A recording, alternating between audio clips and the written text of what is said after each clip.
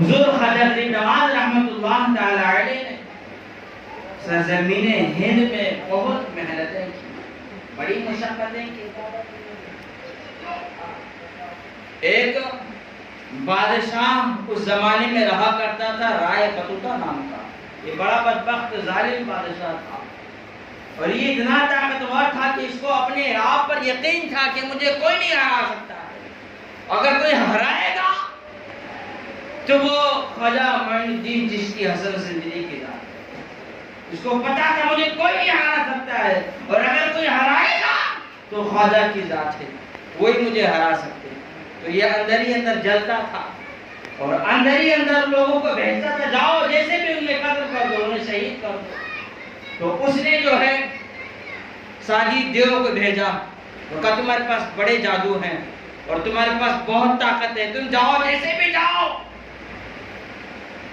معین الدین چشتی کو قتل کر دو، شہید کر دو، یا پھر اجمیر چھوڑ کر جانے پر مجبور کر دو۔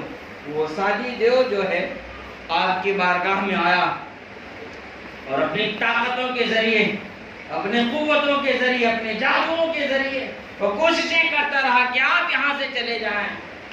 آپ جو ہے وہاں سے ہلنے کا نام نہ لیے، اور کہتے ہیں اے ساجد دیو سن لے، میں یہاں پر آیا ہوں جانے کے لیے نہیں، اور میں یہاں پر آیا ہوں جانے کے لیے نہیں، میں یہیں پر رہوں گا، مر بھی جاؤں گا تب بھی یہی رہوں گا، اور میں چلے بھی جاتا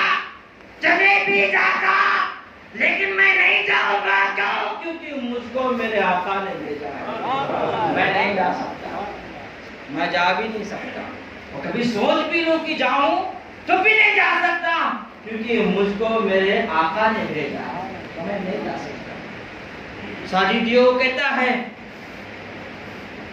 چلے جائیے ورنہ ہم آپ لوگوں کو ختم کر دیں گے۔ پہلے کہتے تو کوششیں کرتا رہا، ایک وار آپ نے بھی کیا اور کہا ہے ساجد دیو سن لیں، تو اپنی عاقبت کیوں برباد کرتا ہے، تو اپنے آپ کو کیوں تباہ و برباد کرتا ہے؟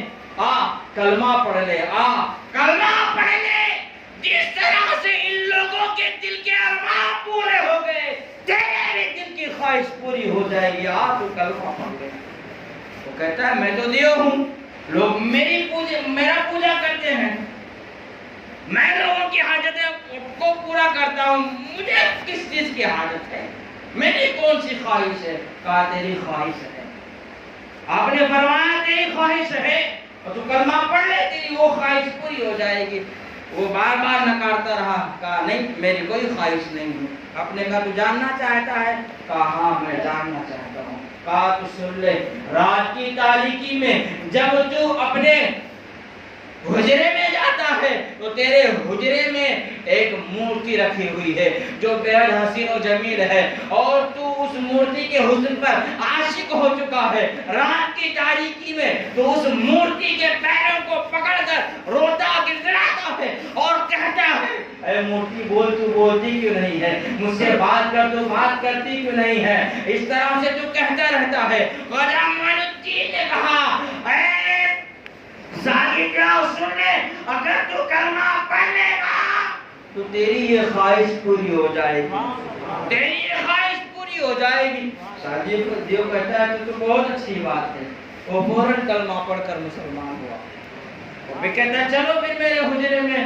خواجہ معین الدین چشتی نے فرمایا میں نہیں جاتا، جاؤ تم اس مورتی کے پاس، اس مورتی کو کہہ دینا چل تجھے خواجہ نے بلایا ہے، چل تجھے خواجہ نے بلایا ہے۔ پھر کیا تھا؟ تاریخ شاہد ہے کہ ساجد دیو اپنے حجرے میں پہنچا اور پھر مورتی کا ہاتھ پکڑا، صرف کہنا تھا کیا؟ چل تجھے خواجہ نے بلایا ہے۔ وہ مورتی جیسے انسان چل پڑا۔